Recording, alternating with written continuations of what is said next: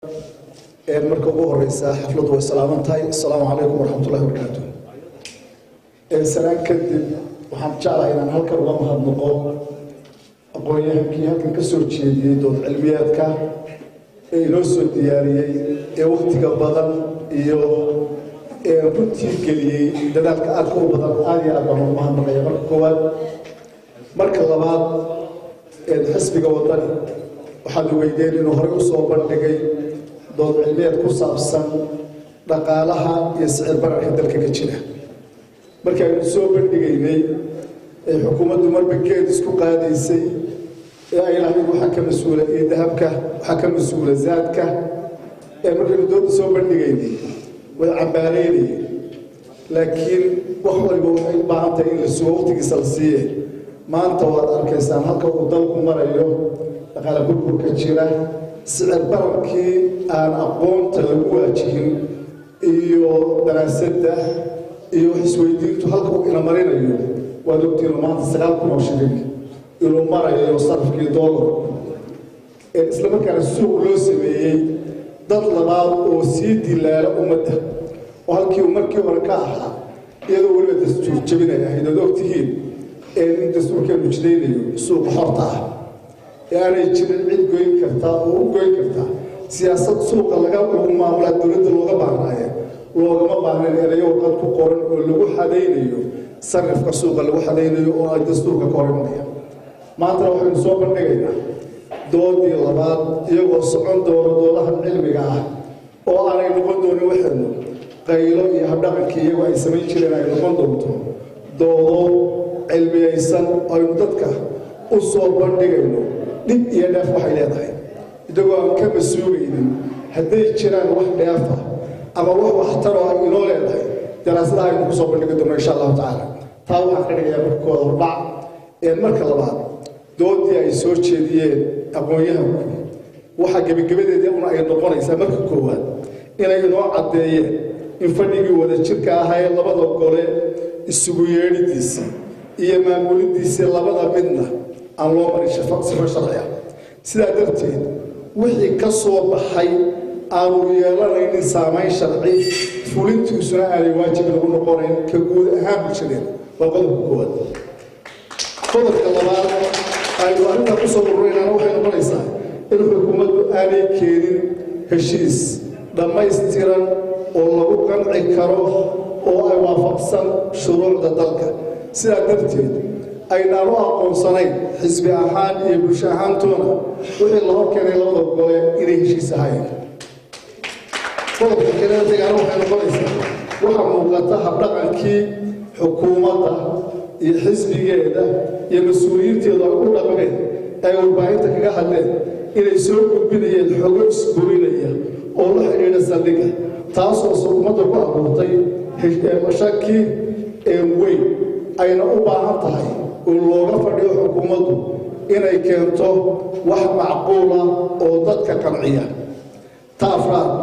waxay caddaatay inaanay xukuumaddu marin ama aanay raacin nidaamkii wada tashi iyo isqancineed ee somalilan war ugu canamashay inagana saare caqabado badan oo qarankani soo maray. haddaba maadaama ay jiraan qodobada aynu soo sheegnay ama sabaha kor ku xusan waxaynu u baahannahay oo aynu xukuumadda uga fadhinaa in xukuumaddu ku soo noqoto xayndaabkii sharciga iyo safihii aynu u dhaqmi jirnay, ayna joojiso marin habaabinta iyo afduulka ay ku wado taladii qaranka. in xukuumaddu ummadda u soo bandhigto heshiis ay saldhigga ku bixinayso lagana yeesho talo qaran. in bulshada kaalin firfircoon ka qaadato arrinta ku saabsan saldhigga. qodobka afraadneed xukuumaddu soo hordhigtay golaha wakiilada oo ah cidda xaqa u leh in heshiisyada noocan oo kale la soo hordhigo ay barnaamijkii iyo heshiiskii ay soo hordhigto. haddii xukuumaddu ugu dambayntii ay diido ama ay ku guuldarraysato inay qodobadan raacdo, xisbiga wadani wuxuu xukuumadda ugu baaqaya inay ku soo noqoto xayndaabka sharciga una hogaansato talooyinka dalka lagu badbaadinayo. haddii ay xukuumaddu ka dhigaadagto soo noqoshada sharciga rabitaanka shacabka iyo soo jeedimaha, waxaanu bulshada somalilan ugu baaqayna inay u hiiliyaan sharciga ka hor yimaadaan sharci darrada lagu xalaalaysanayo xaraashka dalkeenna iyo musuq maasuqa xarkaha goostay lagu boobayo hantida qaranka runtii nuxurka dowlad-cilmiyeedka ay soo gudbiyeen aqoonyahanku waxaan ku soo ururaynaa intaas waxaynu u baahannahay waad maqlayseen sidaada laga dhawaajiyey maalintii aynu dowlad-cilmiyeedkii laga baajiyey hoteelka maasuur maalintii ka horreysay waxaa hadlay nin afhayeen oo xisbiga kulmiye wuxuu sheegay in la qaban doono mudaharaad wuxuu dadka kala xishoon waayey inuu la hor yimaado been berrito subax aan la arki doonino dhammaan doonta laakiin waxa uu hor ordayay uu ahay wasaaraddan arrimaha gudaha ee uu ku hadlayay wasiiru dowlaha afkeeda ee gabtay xilkeedii gabtay inuu u tilmaamo wixii ay sameeyeen ee sharciga baalmarsanaa isla habeenkiina waxaa soo baxay qoraalkii aada weydeen oo wax sharciya oo cuskanaya oo uusan jirin ee la doonayay in lagu joojiyo dood cilmiyeedkan waxaynu xukuumadda ugu baaqaynaa inay ogaadaan waxa ay hor istaagayaan iyo waxa ay maaragtay ku tumanayaan inay shuruucdii dalka ay ilaalintooda iyagu u xilsaarayeen inay tahay waxaa ogaadaan in bulshadu si kastaba oo ay soo hortaagaan arrintaa iyada ah ay heli karto jidad kale oo ay u marto arrimaha noocaas oo kale ah wuxuu maalintii loo xoogayaha guud sheegay iyo xuseen axmed caydiid oo hoggaanka xisbiga ka tirsanba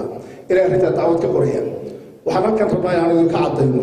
in la diyaariyo warqaddii guddoomiyaha maxkamadda sare ee dalka loo gudbin lahaa ee ka hadlaysay arrintaas iyo sharci darradeeda iyo waddooyinka ay mareen ama ha noqdo wasaaradda arrimaha gudaha ha noqoto ama wararkii beenta ahaa ee ay faafinayeen meelka dhaca sumcadda xisbiga ku ahay ee xisbigu faafinaya labadaba insha allahu tacaala waxaan aad iyo aad ugu mahadnaqayaa bulshaweynta halkan ka soo qayb gashay saxaafadda oo aan rajaynayo iyaduna inay si buuxda ugu soo bandhigi doonaan bulshada iyagoo barnaamijkan u diyaariyay qaabka ugu macquulsan ay bulshada uga faa'iidaysan karto waa dareemayaa inuu dheeraa oo laga yaabo hal barnaamij iyo laba barnaamij labada midna inay waqtiga ciriiri ku noqonayso laakiin waxaan doonayaa inaan iyagana ku gawaabiyo sida ugu habboon ee bulshada loogu soo bandhigi karayo insha allahu tacaala inaan maaragtay ugu soo gudbino waxaan kaloo ka codsanaynaa qolyaha joornaalada ama jaraa'idada oo runtii xisbiga xiriir la samayn doono inay 5 cutub ay ka kooban yahay maalmaha soo socda ee 5 ah